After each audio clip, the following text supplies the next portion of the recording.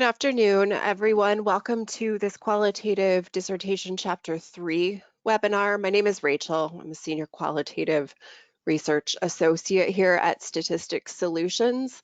This presentation is about your Qualitative Chapter 3 for your dissertation or your thesis. So we really cover kind of everything that is expected in a chapter 3 and a qualitative chapter 3.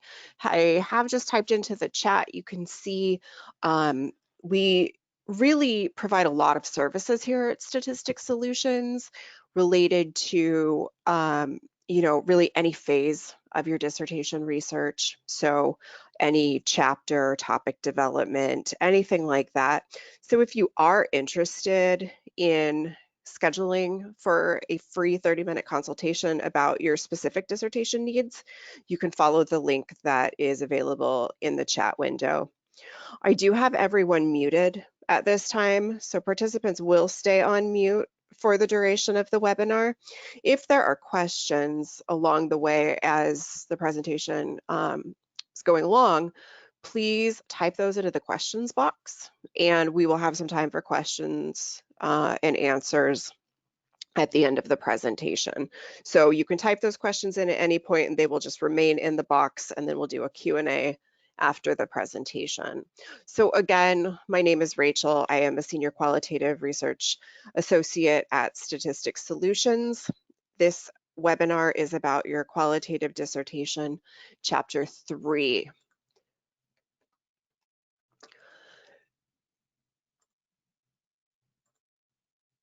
There are a variety of sections that you will need to include in your qualitative chapter 3. And these are going to vary somewhat from school to school. They might vary based on what your dissertation chair, your committee, your reviewers want to see. So what I've tried to do with this dissertation, or with this presentation about the qual dissertation is kind of include everything that you may see. Okay, try to provide a comprehensive look at the different sections, the different components of a qual chapter 3. So these get broken down into a few sections. And so there's the introduction, your research design and rationale, your role as the researcher, the methodology, issues related to trustworthiness, ethical considerations, and then a summary.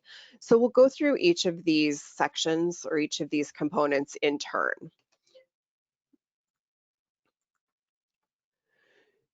In the introduction to your chapter 3, this is really a chance to provide a little bit more of a background to your study. Here, you've already set up your introductory chapter. You already have your literature review chapter. And so you want to just provide an overview of what was in those two chapters. So typically what you would do is accomplish this in chapter 3, accomplish this overview by restating your problem and purpose. And what you want to do in chapter 3 is make sure that these are verbatim what you have in chapters 1 and 2. Everywhere in your dissertation that you state the research problem, that you state the research purpose, and that you state the research questions, they need to be exactly the same.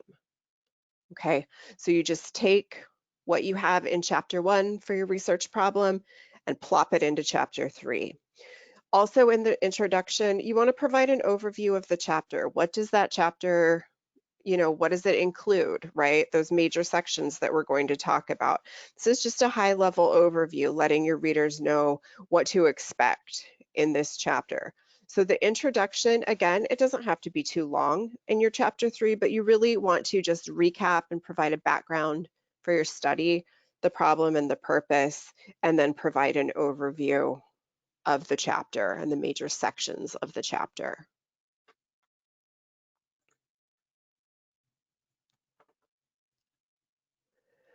The research design and rationale often comes first after that introduction in chapter 3. This is where you start to get into the how you will do your research. Okay, so you have an aligned research problem that you have identified, a purpose then for your research, and you have research questions, and you've already outlined these in chapters 1 and 2, very likely. So here you want to, again, verbatim, exactly as you see them in chapter 1 and chapter 2, if they're in chapter 2, restate your research questions, okay? Your problem, your purpose, and your research questions drive your methods and design. So everything has to be aligned, okay? So remind the readers first what your research questions are, okay? You want to identify the phenomenon is that you're studying. And, those of you who have knowledge of phenomenological studies, I don't want you to sort of be confused here. When I say phenomenon, it just means what is the thing that you are studying. So when I say phenomenon, I don't mean that in the context of only phenomenology, right? It's identifying what it is you are studying. What are you trying to understand in your qualitative dissertation? And then what you want to do is identify and justify your research design. Okay.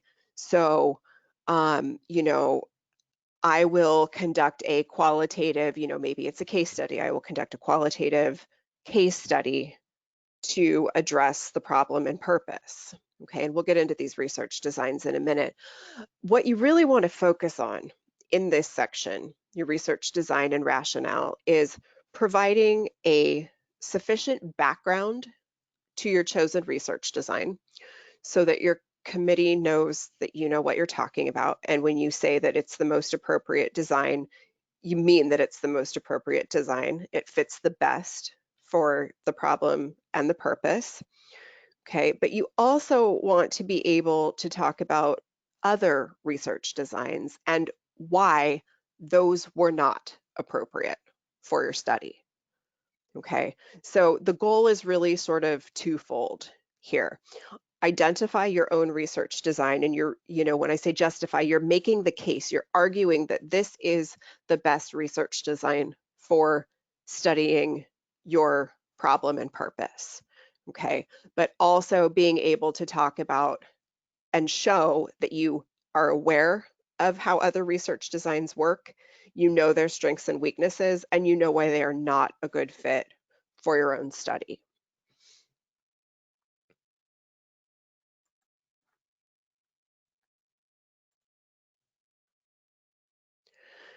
So there are some fairly common qualitative research designs, and then there are some less common.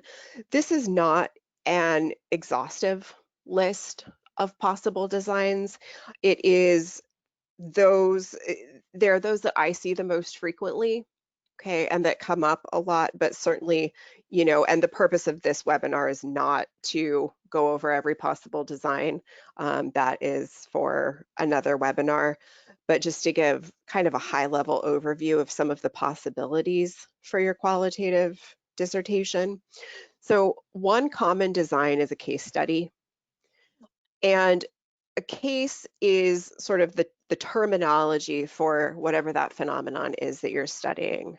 Okay, so a case study, you could have a single case study, you could have multiple case studies, and what links them here is some uniting factor. So we say that a case is bound, and you can think of this sort of in terms of being delimited. You'll in your dissertation, you'll talk about delimitations elsewhere, but what is the case that you are studying? Okay, so it might be that you are interested in a middle school that has implemented a new reading curriculum.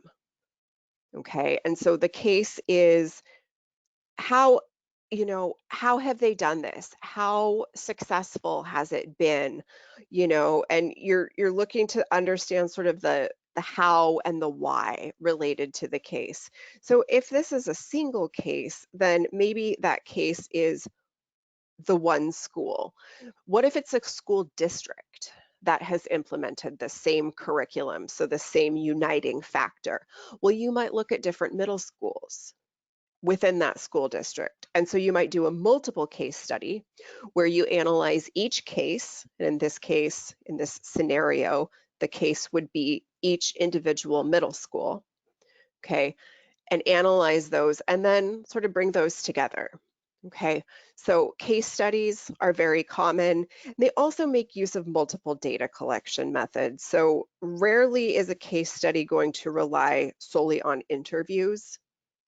We'll often see interviews, but you might also see focus groups. You might also see observations, some type of structured observation. You might also see document analysis. Okay, so multiple data collection methods. And the idea here with the case is that overall, the goal is to really understand everything about this case, every facet of the case. And to do that, we need to collect data from a lot of different sources, right? To be able to kind of look at all angles of the case, every facet of that case. So that's a case study. Phenomenology is more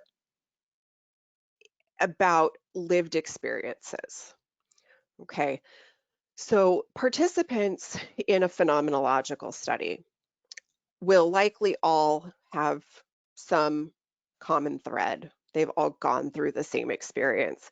You know, maybe it's breast cancer survivors between the ages of 30 and 40. Maybe you're exploring, you know, breast cancer survivors and their lived experiences of having breast cancer in, you know, relatively younger women.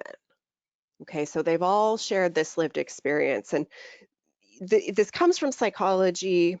Um, it comes from philosophy, but the idea here is that there is some commonality of experience, or in essence, to this experience. There's something that is shared in common by people who have experienced this phenomenon. And it has to do with the meaning that people assign to that experience. So it's not just a describe your experience with this, it's how did you feel about that? You know, it goes to that deeper level. How do people make meaning of, how do they interpret that experience? Okay, that's really kind of the key here. The other research design that I see a lot, and this I think is appropriate for any number of qualitative dissertations, is what we call a generic qualitative design.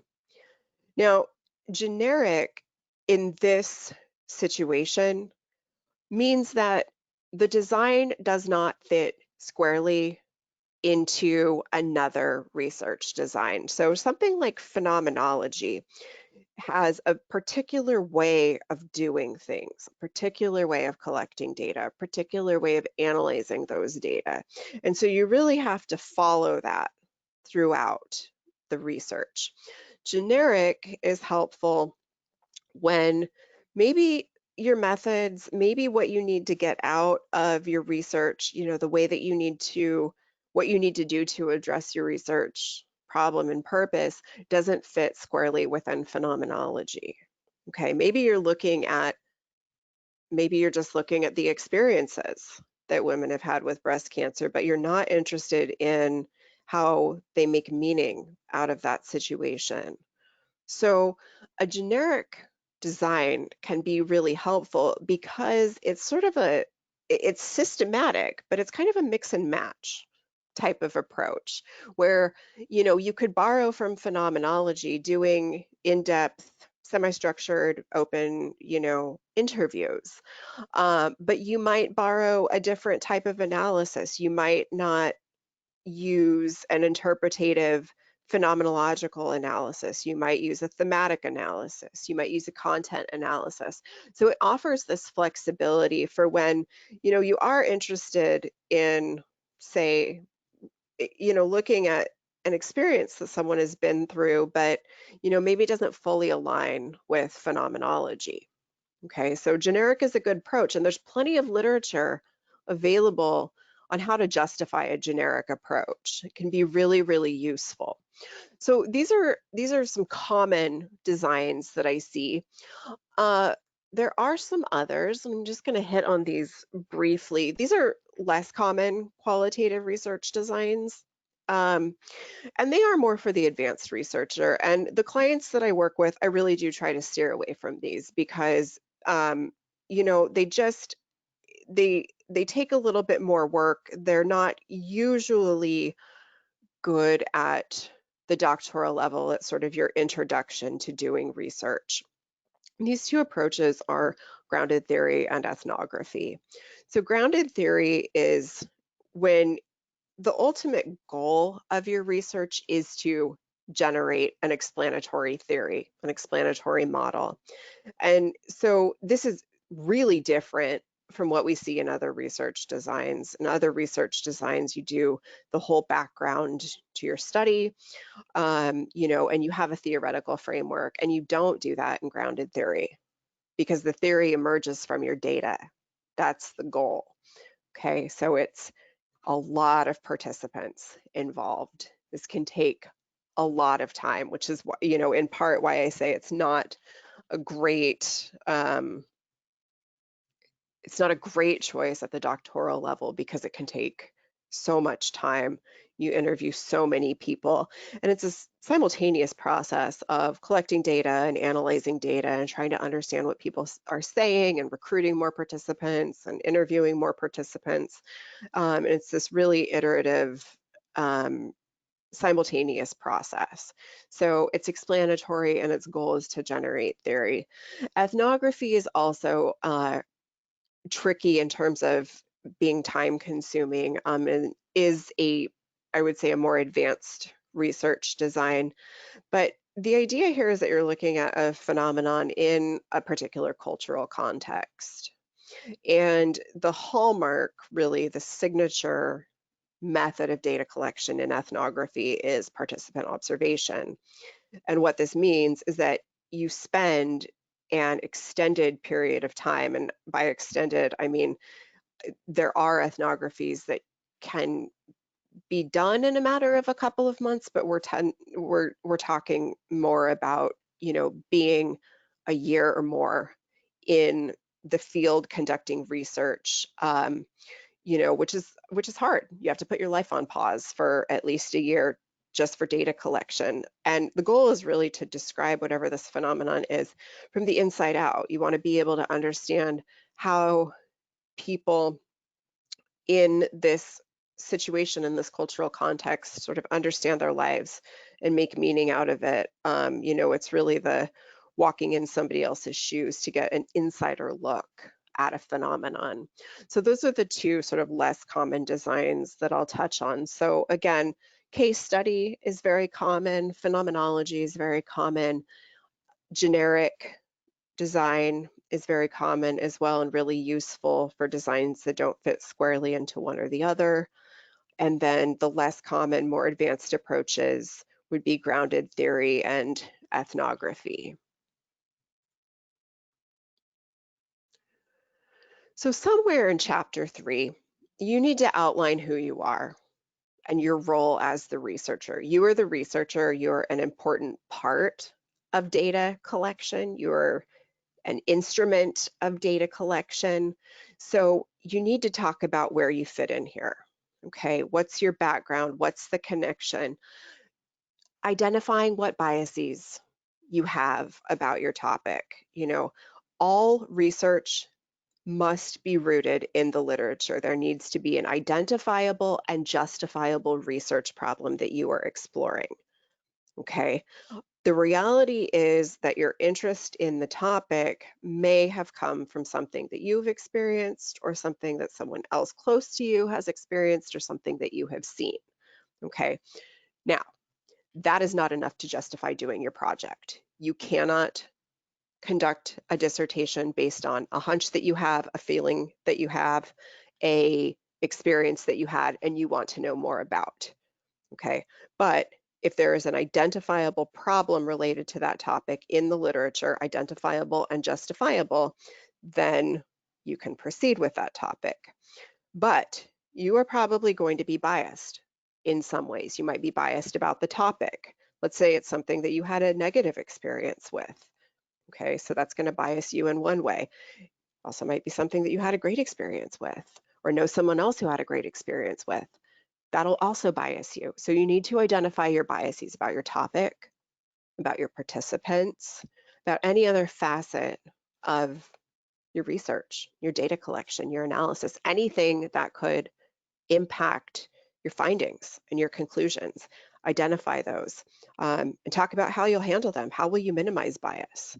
Okay, in qualitative studies, and I would even argue in quantitative studies, you cannot avoid bias. All that you can do is minimize it. So you need to talk about how you will do this.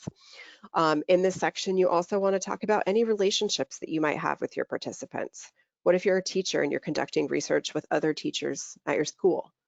Okay, there's going to be some type of relationship there. It may be that you are unknown to your participants. That is totally fine too, but you need to address any pre-existing relationships that you have and any power dynamics, power relationships that you have with those participants. Okay, then any ethical issues related to those power relationships and how you would handle those. So this is the section where you really get to talk about your relationship to the research and who you are, where you fit into the whole process. The methodology section is probably the most involved of your chapter 3. This is where you essentially write the recipe for conducting your research. And this needs to be in depth. Okay, the main components of these, and I will talk about these in turn, but the main components are you need to talk about your participants, your selection of participants, your instruments, a pilot study, if appropriate, if you are conducting a pilot study, all of the procedures that you will follow for data collection, for data, for participant recruitment, participants exiting the study, all procedures. And then your data analysis and the procedures for your data analysis. Okay, so the methodology, like I said, is the recipe. Have all of the ingredients. This is where you put it together, and you want to write it in a way that someone else could follow along, read it after you, understand exactly what you did and why you made the decisions that you made, and replicate the study. Qualitative studies don't have to be replicable. That's not the goal of qualitative studies, but it's nice if someone else can understand why you did what you did.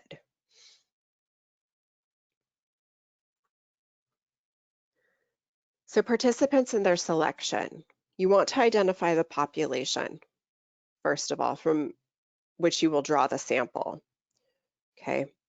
And then you want to talk about your sampling strategy. So you've identified your population, or that large group of people who have experience, for example, with, a particular phenomenon.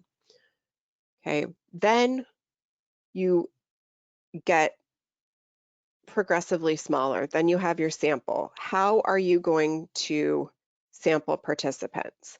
Now, in qualitative research, this is often called purposeful sampling, or you'll hear purposive sampling as well. What this means is that you are looking for people who have all been through the same experience, or all have experience or familiarity with the topic.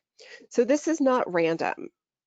We think about random sampling and quantitative studies. That's not the goal here. We actually are interested in, usually in qualitative studies, interested in finding people who do have similarities, who do have something in common. So it's not random. Okay, and the way that we do this is through inclusion criteria. And these are the list of criteria that a potential participant must meet in order to be included in your study. Okay. You also need to talk about how you'll screen your participants for this. Will you have them complete a brief survey and return it to you?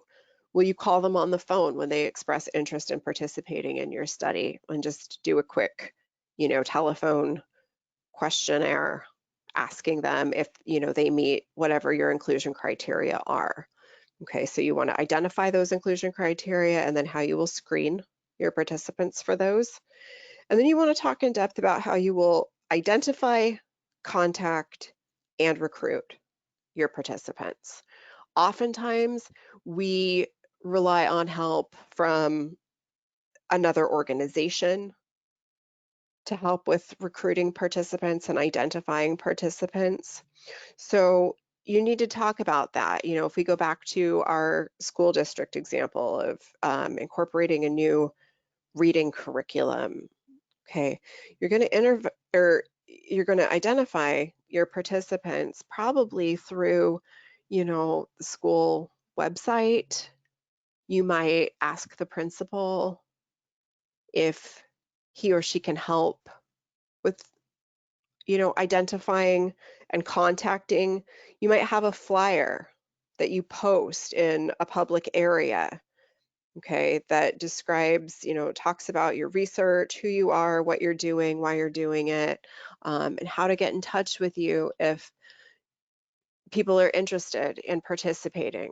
Okay, so you want to spell this out very clearly in as much detail as possible so that you're really holding your reader's hand through every single step of the research process.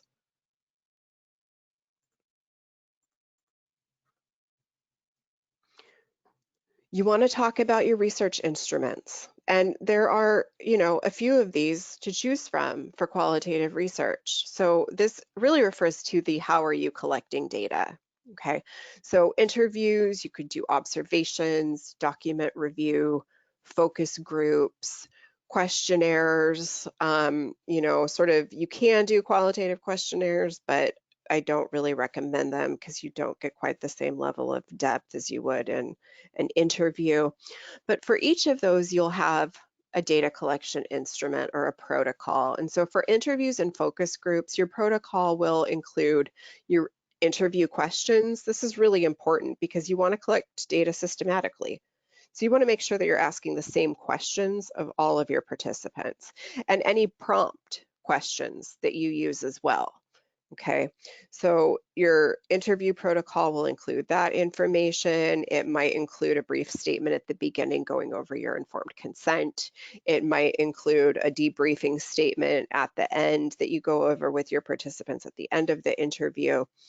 All of that gets detailed in the instrumentation and the protocols. It's generally enough to describe what these instruments will be and then mention that they are placed as an appendix in your dissertation.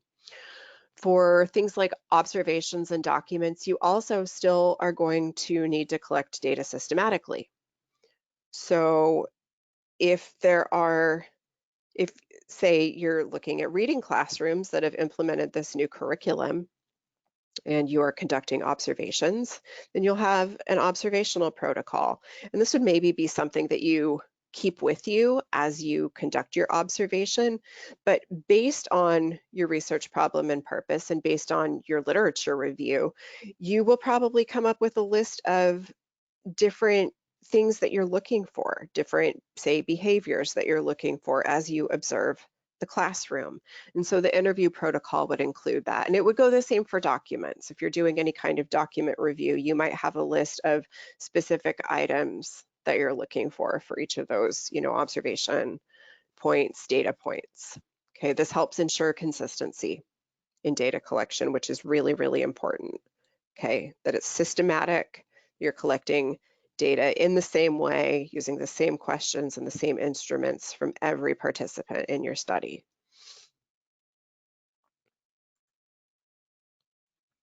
You want to outline your study procedures as well. Where are you going to collect data? Okay, what's your research site? If you're working at a school, then you need to talk about that. And we'll come back to this in a minute, but you also have to talk about how you'll have permission to do that, how you'll gain permission to do that. So where you will conduct your data. You need to talk about who is collecting data. Will it be you as the researcher or is someone else going to collect your data? Are you one of those lucky PhD students who has a research assistant who can help you conduct interviews? And if so, you are so lucky.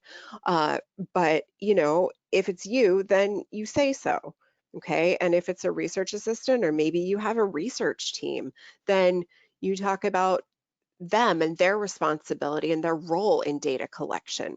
You want to talk about how frequently you will collect data. Are you doing one interview with every participant? Are you doing a follow-up interview? How long after the first interview will the follow-up come? Okay, how long do you expect those interviews to last? How long do you expect that participants are sort of part of your study? Okay, so all of that information you need. You need to talk about recording your data. So if you're doing interviews, it might be, sort of literally recording, will you be audio recording it? But if you're doing an observational protocol, if you are doing a document analysis protocol, it might be that you're making handwritten notes on a piece of paper to record those data. Okay, or maybe you have a tablet or an iPad that you're using. So you could record your data in that way too. The one thing that I do not recommend doing at all when you are conducting interviews is using any kind of voice to text program. Avoid those at all costs. There is not a single program on the market that is good enough at this point to catch everything correctly, and yield a transcript that is accurate. Okay, it is best to audio record and then have a human being transcribe that audio recording. And then for study procedures, you also want to talk about how and when the study ends and what are participants expected to do. Will you need to follow up with them? Maybe not a follow-up interview, but will you need to, engage them in a transcript verification? So, you want to talk about your procedures for that. Any other sort of expectations of participants? Will your study end after you've conducted 12 interviews? Will it end after you've conducted 25 interviews? So specify all of those, and again, do that in detail.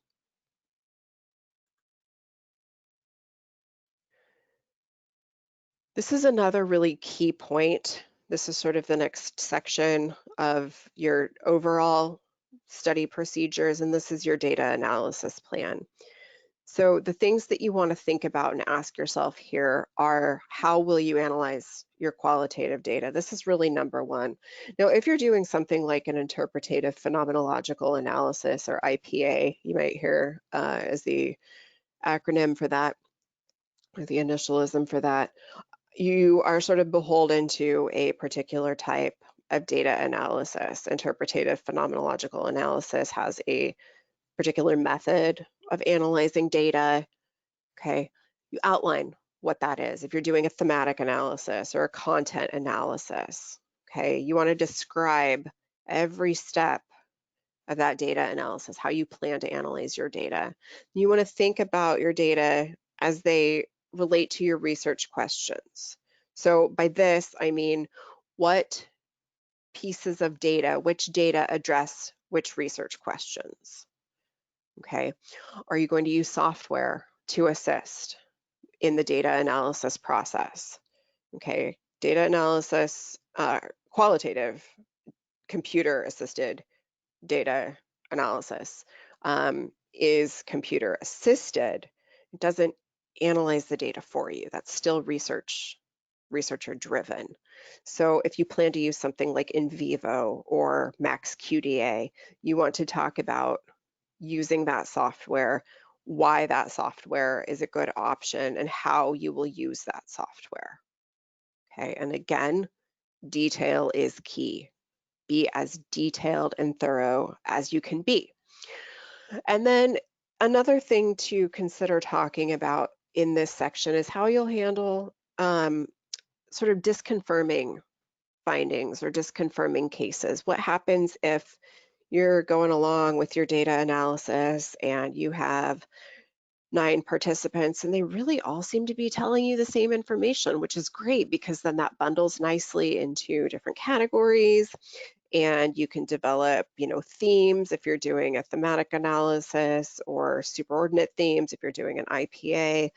Um, and then all of a sudden you hit, the ninth interview, and this person has just a wildly different experience from your first 1 through 8. What do you do with that information? How do you handle that? So you want to talk about how you factor that in your data analysis, and how you factor that into how you'll write up your findings. Okay.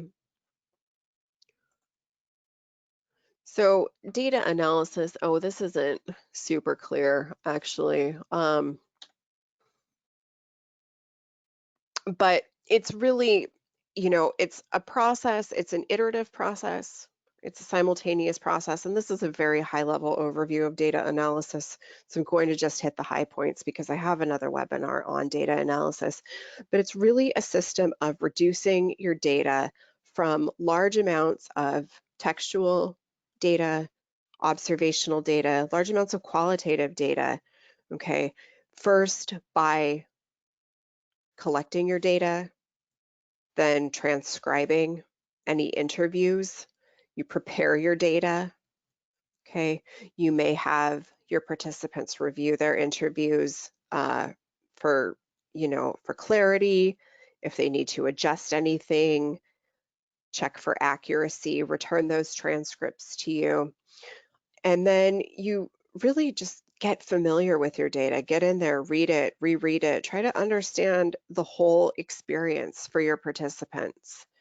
Okay, so you read the transcripts, you review all of your data, so that you're really comfortable with it. You kind of know it backwards and forwards. Then you start this coding process. And that is essentially taking, passages of text and assigning a brief descriptor statement to that passage of text. Okay, and so what this does is starts breaking down the text into it's reducing it down into these sort of core components.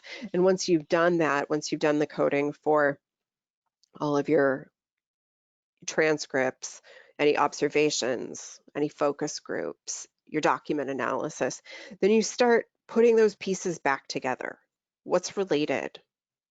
What isn't related? What fits together, which codes fit together. And so you put them into larger and larger categories. Okay, so it's this process of moving from a large amount of qualitative data to codes, and then building categories from those codes. And so sometimes we call those themes, we may call them categories. They're sort of different terminology that's specific to the data analysis plan, but you want to outline what the steps are for your data analysis according to whichever plan that you have decided to follow.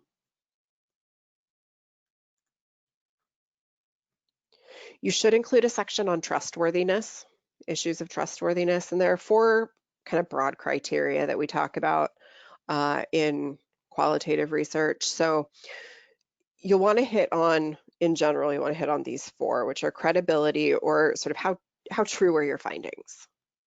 Okay, are they accurate? How do we ensure their accuracy?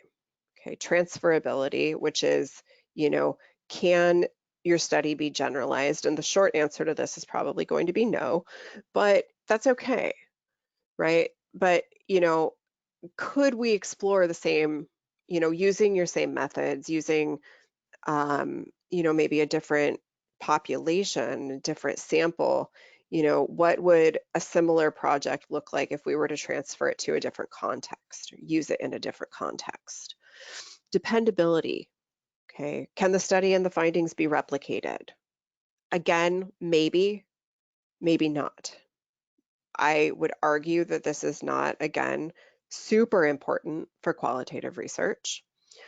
Dependability, we can try to establish this as much as possible, but again, the idea here is really providing that sufficient detail, like I've just talked about.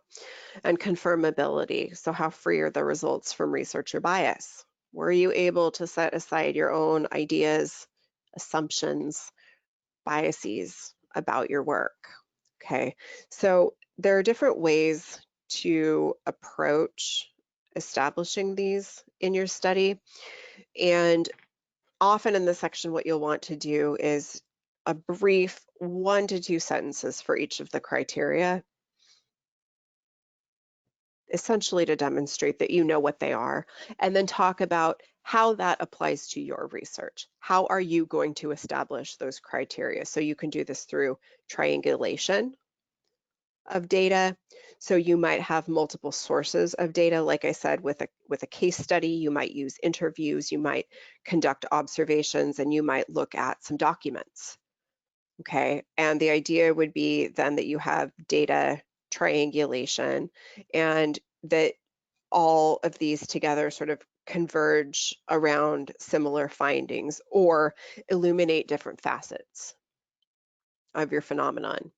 Transcript review can also help you establish these. This is where you conduct the interview, you transcribe the interview, and then you provide a copy of the transcript to your participant to verify its accuracy, change anything that needs to be changed, add anything, basically make any modifications that they want, and then send that back to you. Member checking is a little bit different. It often is confused. I even see chairs get confused about this, but member checking is not the same as transcript review. Member checking is once you have your findings, you present a synopsis of your findings to your participants, and you talk to them about their experiences related to the findings. Do your findings capture their experiences? How accurate do they feel like your findings were, based on their own experience and providing input on that? Okay, so that's member checking. The audit trail really has to do with, again, the level of detail that you provide in your chapter 3 and in chapter 4 related to your methods, related to your design, related to your data analysis. It's keeping good notes and good records of everything that you have done, keeping the raw data so that someone could audit what you've done and understand what you've done, the decisions that you make. Like I said, again, descriptive detailed methods are so important, probably the most important thing. You, again, think about holding the reader's hand and moving just in logical, step by step. What's the recipe for conducting this research? And then detailing clear analysis procedures, which is also really related to the, clear and descriptive methods and your audit trail.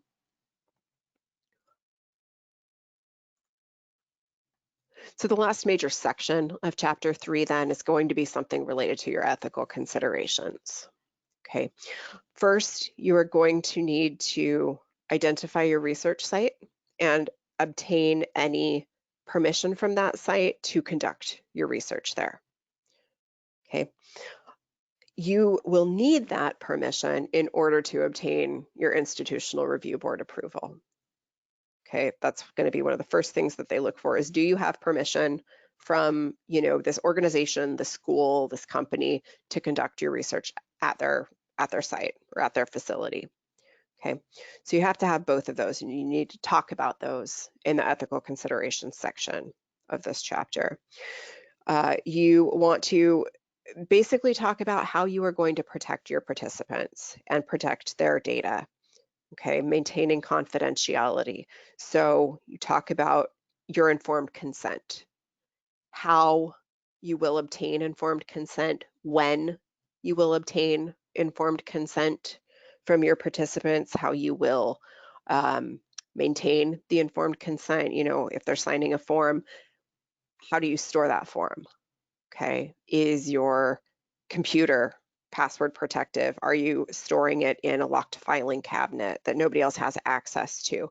All of that information needs to be in here. Okay, ensuring privacy and confidentiality. How are you going to make sure that nobody knows that this person participated in your study? Are you going to use pseudonyms for that person? Are you going to omit maybe details of their experience that could identify them to someone who reads your dissertation? Are you going to keep all of their data locked away and safe so that no one else can get to it? Okay. In your study, you're probably not going to do an anonymous study. This is qualitative. You're going to have some interaction with your research participants, and so they will be known to you. Okay, even if you don't know them well, they will be someone who you interact with, so they're not anonymously filling out a survey and sending it back to you, or filling that survey out on, a host website. Okay, so that all you get are their data. Okay, that would be an anonymous study. We don't really have that in qualitative research. So you need to talk about how you maintain their confidentiality, how you're going to protect them. Is it likely that you're going to be asking them about sensitive experiences in their lives? How will you make sure that they are not traumatized by those experiences? And what will you do if they are? How will you protect them? Okay, so think about all of that, and you need to sufficiently address that. And then how you store your data. Like I said, if it's all electronic data, is it going to be in the cloud? Is it going to be on an encrypted computer? Is it going to be password protected? If you have physical copies of things, is it going to be in a locked storage, filing cabinet? Is it going to be in a locked office? How will you make sure that no one else gets those data and could identify who participated in your study? Okay, how you keep them safe? How do you do no harm? How do you ensure that the benefits are greater than the potential harms from being a participant in your study? Those are the ethical considerations. And you'll, in this section, probably draw a lot from the Belmont report, which I think most everybody is familiar with, at least in US-based institutions. This is pretty fundamental for the ethical considerations and the principles of, beneficence and justice and doing no harm.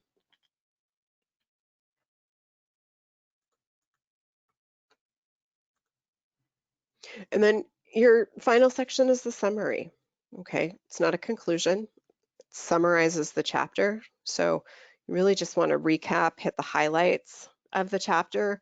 What I like to think about when I'm thinking about the summary is tracing through and really driving home again the alignment between your research problem and purpose, the research questions that address the problem and purpose, the method and design that will allow you to collect the data to answer the research questions that address the problem and purpose, and then all of the procedures for that: data collection, participant recruitment, data analysis. Okay, so tracing through those major sections, and again, showing how all of it aligns, because again, your problem and your purpose drive your research methods and your chapter 3. It's not the other way around. You don't start off by saying, I want to do a qualitative study. It's where you end up based on your problem and your purpose. Okay, and then just transition to the next chapter, right? Just provide a little bridge, a couple of sentences, and then you are done with chapter 3.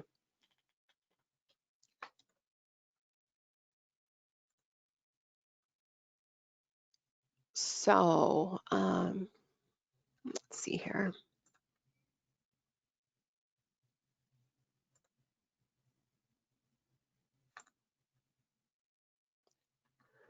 Going to pop over to the questions. Now, I do have one question, and I believe that this does get emailed out to attendees. Yeah, so the question is, can we receive an email copy of the presentation? And yeah, I do believe that it is sent out. I believe it'll also be posted on our website.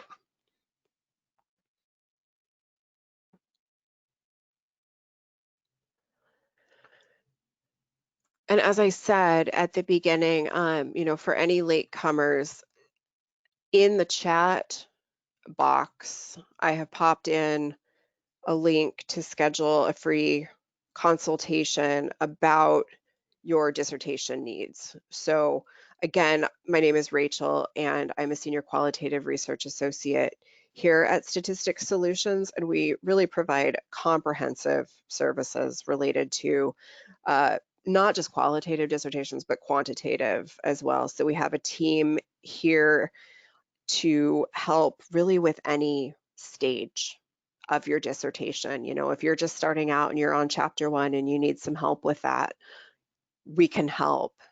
We've got people in the office to help with the research related portions like your literature review. Okay, that's something else that we can help with. You can, you know, if you're interested in help for the entire dissertation, we can do that too. If you just need help with one chapter, we can do that. So there's really a lot. We target it to your specific needs. So you can click the link that I have available in the chat if you're interested in signing up for a free consultation. Now, if there are questions, we've got just about 9 minutes for any questions. So if you do have questions about this presentation, your qualitative dissertation, chapter 3, research design methods, pop those into the questions box and I will read them out loud for people and then answer them as well.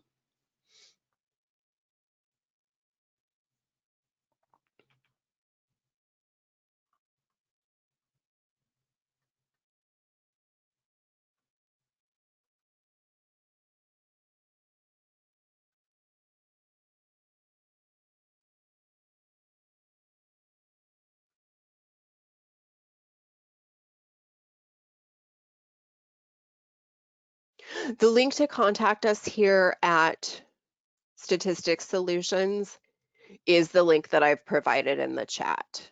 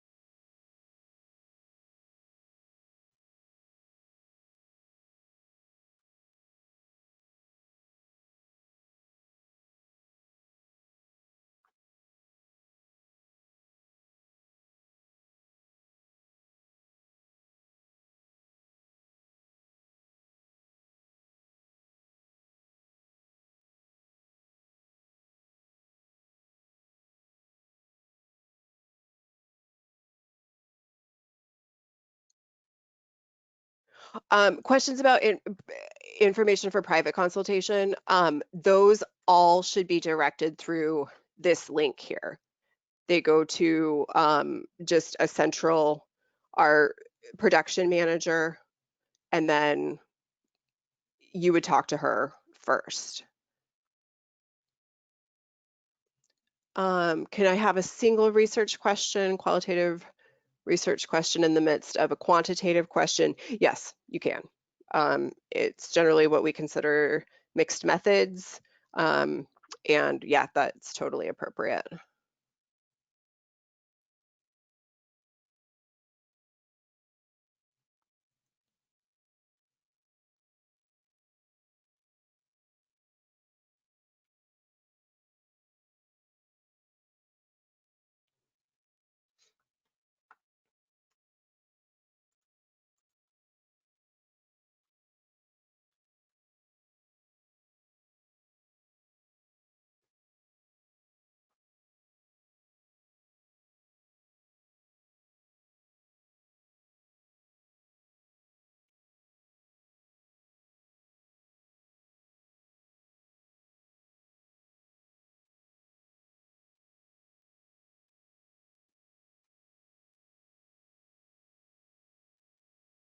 Okay, the link, if you go to the chat section, the link is available in the chat section. I will also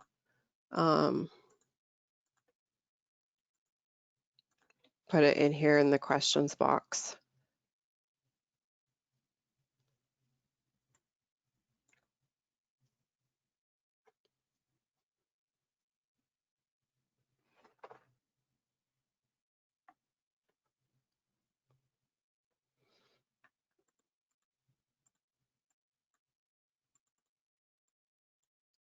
And so again, we do have about 4 minutes left. So I know a couple of you have said that you do have questions. Please go ahead and type those into the questions box so that I can get them answered here for you today. And then if you are interested in other, consulting work and working with us, you can go ahead and click the link that I've provided as well.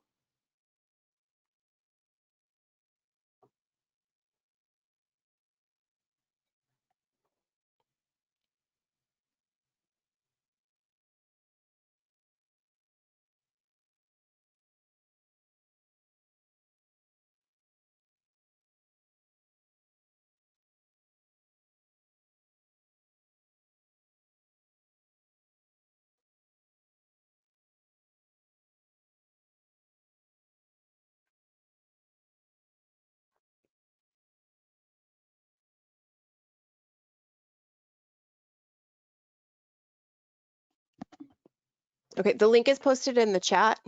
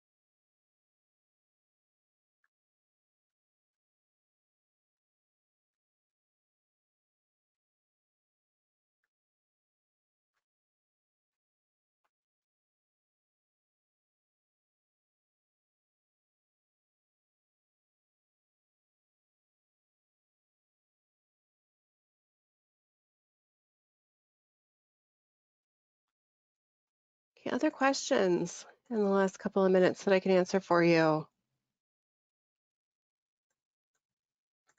Again, the link for the free 30-minute consultation about any dissertation needs that you might have is available in the chat section of the doc on the webinar. So if you click on this chat section, that will pop up.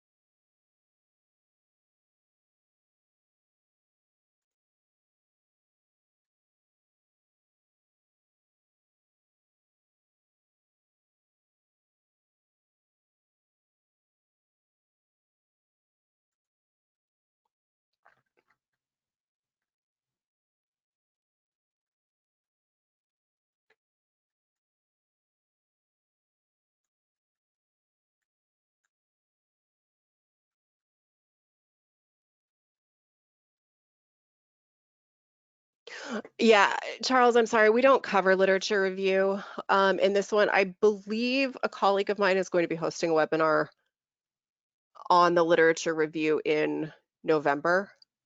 So I would say stay tuned to the website for that.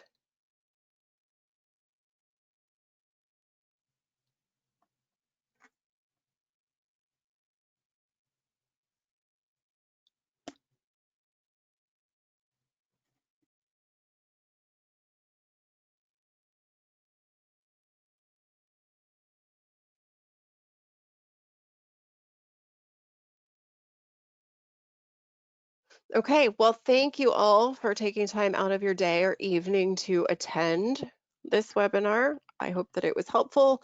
We will be having more webinars in the future, both about qualitative dissertations, but also quantitative. We have webinars coming up on other chapters of your dissertation. So if you go to our website at statisticssolutions.com, you can find all of that good information. We have a blog there, and you can also schedule a free consult to talk about your particular dissertation needs. So again, I'm Rachel. Thanks for joining. Take care. Bye-bye.